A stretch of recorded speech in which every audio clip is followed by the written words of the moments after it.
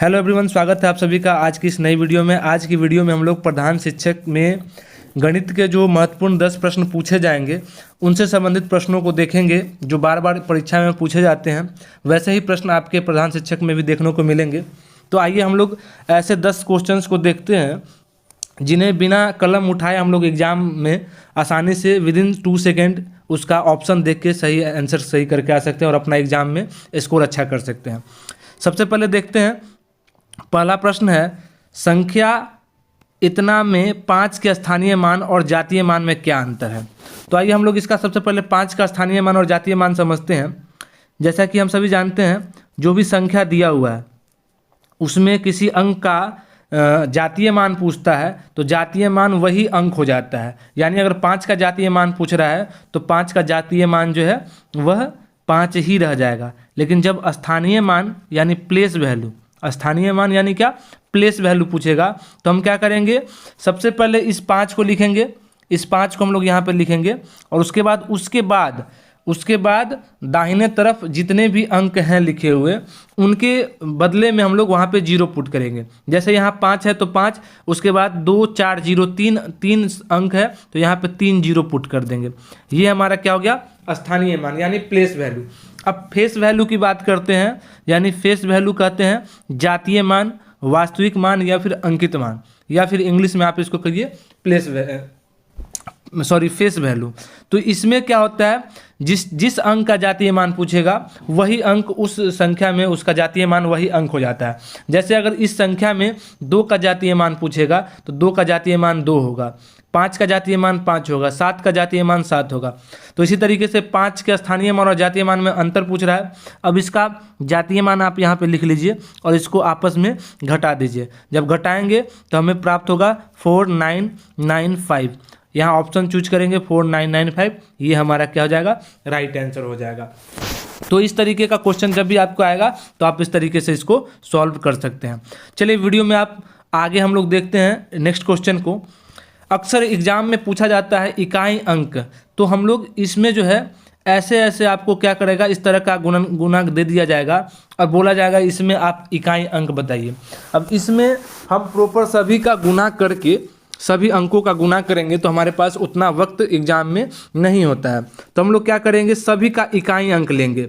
इसको shortcut trick के हिसाब से हम लोग शॉर्टकट ट्रिक के थ्रू हम लोग इसको सॉल्व करेंगे। तो सभी का हम लोग क्या करेंगे, सभी का इकाई अंक ले लेंगे। जैसे इसका इकाई अंक 5 है, इसका इकाई अंक 2 है और इसका इकाई अंक 1 है। अब इसको आपस में गुना कर दीजिए, 5 दूनी 10 एकम 10। अब इसमें देखिए इकाई अंक क्या है, इकाई अंक 0 है। ऑप्शन देखिए 0, ये हमारा क्या हो जाएगा, राइट आंसर हो जाएगा। एक बार फिर से मैं बता रहा हूँ, सभी का पहले हम लोग क्या करेंगे, सभी का जो है वह इकाई अंक लिख लेंगे, चाहे जितना भी गुना लिखा होगा सभी का इकाई अंक लिख लेंगे और इसको हम लोग आपस में गुना करेंगे। 5 दूनी 10 एकम 10 मतलब 0। तो इसका राइट आंसर क्या हो जाएगा, 0 हो जाएगा। आगे हम लोग चलते हैं। अब इस तरह का क्वेश्चन भी देखने को बहुत मिलता है, काफ़ी वीवीआई या नंबर सिस्टम का क्वेश्चन है। 7 के पावर 45 में इकाई अंक क्या है।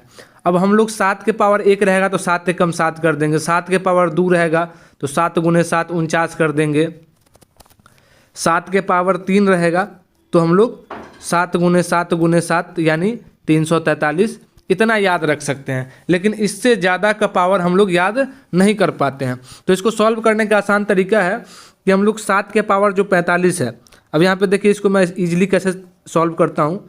7 के पावर 45 यानी जो ये जो घात है जिसको पावर हम लोग बोलते हैं, हम लोग इसमें 4 से भाग देंगे।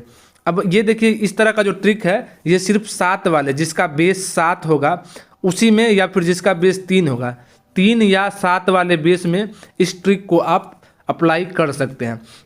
तो आइए यहाँ पे देखते हैं, 7 वाले में 7 के पावर 45 है तो 45 में हम लोग क्या करेंगे, भाग देंगे 4 से। 4 से 45 में भाग देंगे तो 11 बार में कटेगा और 1 शेष रह जाएगा। तो जो शेष बचेगा उसको हम लोग 45 के बदले पुट कर देंगे, यानी 7 और 45 हटा के इस 1 को लिख दीजिए। अब मतलब 7 के पावर 1 का मतलब होता है 7। इसका आंसर हो गया ऑप्शन डी 7। अगर यहाँ पे अगर 2 आ जाता तो हम लोग 7 गुने 7 करते 49 होता, और ऑप्शन में 9 होता, 9 को ढूंढते और 9 को टिक करते।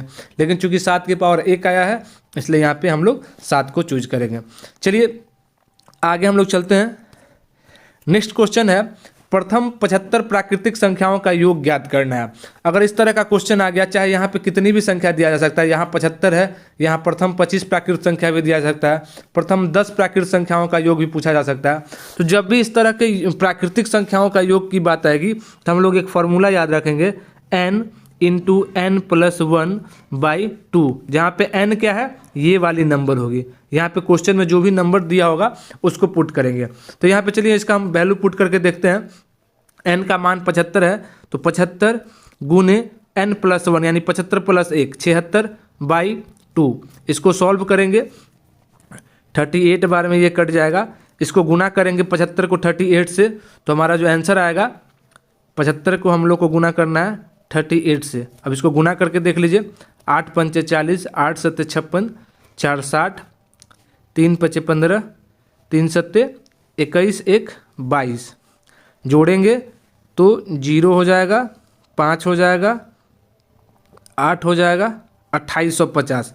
अब यहाँ पे देखिए 2850 ऑप्शन में नहीं है, नहीं है, नहीं है, मतलब ये वाला आंसर इसका हो जाएगा। नेक्स्ट क्वेश्चन हम लोग देखते हैं, प्रथम 20 प्राकृतिक संख्याओं के वर्गों का योग ज्ञात कीजिए। जब वर्गों का योग आएगा तो हमको यहाँ पे फॉर्मूला लगाना है n/6 into n plus 1 into into 2n into 2n plus 1, ये फॉर्मूला लगाना है। अब यहाँ पे कैसे पुट करेंगे देखते हैं। पहला है, जैसे 20 प्राकृतिक है, तो 20 प्राकृतिक दिया हुआ है, तो हम लोग को यहाँ पे n का मान हो गया 20, n/6 मतलब 20/6 इंटू n प्लस 1 यानी 20 प्लस 1 21 इंटू 2n प्लस 1 यानी 20 दूनी 40 प्लस 1 41। अब इसको हम लोग सॉल्व करेंगे 2 से 3 बार में, 2 से 10 बार में, 3 से 7 बार में, यानी 41 इंटू 70। इसको जब हम गुना करेंगे तो 7 एकम 7, 7 चौक 28 यानी 2870 हमारा आंसर आता है। अब यहाँ पे हम लोग सर्च करेंगे, 2870 नहीं है, नहीं है, नहीं है, मतलब ये वाला आंसर सही होगा, नॉन ऑफ दीज। तो ये हमारा इजीली हम लोग बना सकते हैं। अब इसको हम लोग 20 के प्राकृतिक संख्याओं के वर्ग का योग करना शुरू करेंगे तो हमें घंटों समय लग सकते हैं। और यहाँ पे हम लोग विदिन 2 सेकेंड, 3 सेकेंड, 5 सेकेंड हम लोग इस क्वेश्चन को सॉल्व कर लेंगे। आप प्रैक्टिस करेंगे तो इसको बिना कलम उठाए भी आप इजीली बना सकते हैं। आगे के प्रश्नों पे चलते हैं।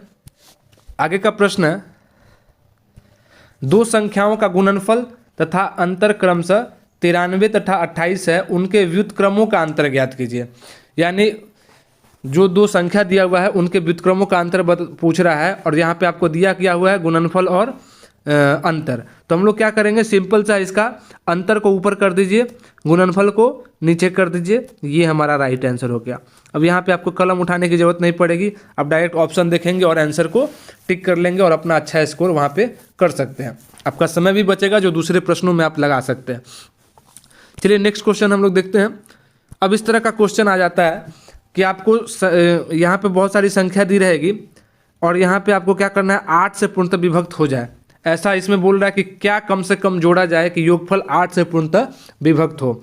तो यहाँ पे हम लोग 8 से पूर्णतः विभक्त होने का सबसे पहले नियम जान लेते हैं कि कोई भी संख्या जो है 8 से पूर्णतः विभक्त होगी कब, जब उसके अंतिम के 3 अंक जो है वह 8 से पूर्णतः विभक्त हो जाएगी। यानी इसका अंतिम का 3 अंक क्या होगा, हम लोग यहाँ पे देख लेते हैं।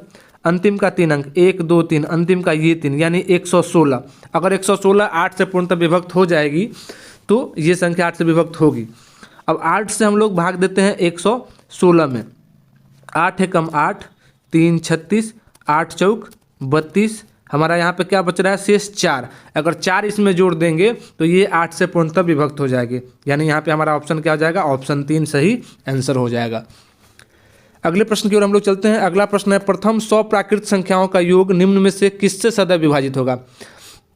अभी मैंने पहले बताया है कि किसी भी तरह का यहाँ पे अंक हो, 25 हो, 75 हो, 80 हो, 85 हो, 100 हो, 150 हो, अगर प्राकृतिक संख्याओं के योग की बात होगी तो इसका फॉर्मूला होता है n इंटू n प्लस 1/2। यानी ये 2 से डिविजिबल होगा हमेशा, मतलब किससे विभाजित होगा सदैव, 2 से। तो इसका आंसर क्या हो जाएगा, 2। आगे हम लोग चलते हैं प्रश्न में। वही प्रश्न है 8 से विभक्त होने के नियम पे कि a का छोटे से छोटा मान क्या होगा जिसके लिए संख्या इतना पूर्णतः 8 से विभक्त हो जाए। अब यहाँ पे देखिए 3, 6, 5, a 2, 4। अब हमको क्या करना है, 8 से विभक्त करना है। किससे? 8 से। तो 8 से विभक्त करने का नियम क्या बताया मैंने कि आपको अंतिम 3 अंक जो है 8 से पूर्णतः विभक्त होना चाहिए। यहाँ पे देखेंगे 24 में ऐसा क्या डाले जो 8 से पूर्णतः कट जाए और सबसे छोटा हो। तो सबसे छोटा ऑप्शन 0 डाल के देखते हैं। 0 24 में 8 से अगर भाग देते हैं हम तो 8 तिरिक 24 3 बार में कट जाता है, यानी 0 इसका सही आंसर हो जाएगा। अगला प्रश्न देखते हैं। यह 3 से विभक्त होने का नियम है। तो सबसे पहले 3 से विभक्त होने के नियम की बात मैं आपको बता दूं। इसका रूल क्या होता है? इसका रूल होता है कि कोई भी संख्या 3 से पूर्णतः विभक्त होगी यदि उसके अंकों का योग 3 से पूर्णतः विभक्त होगा। यानी ये जो अंक दिया हुआ है 5, 1, 7, स्टार 3, 2, 4, अगर ये 3 अगर इसके अंकों का योग यानी 5 + 1 6, 6 7 13, 13 3 16, 16 2 18, 18 4 22।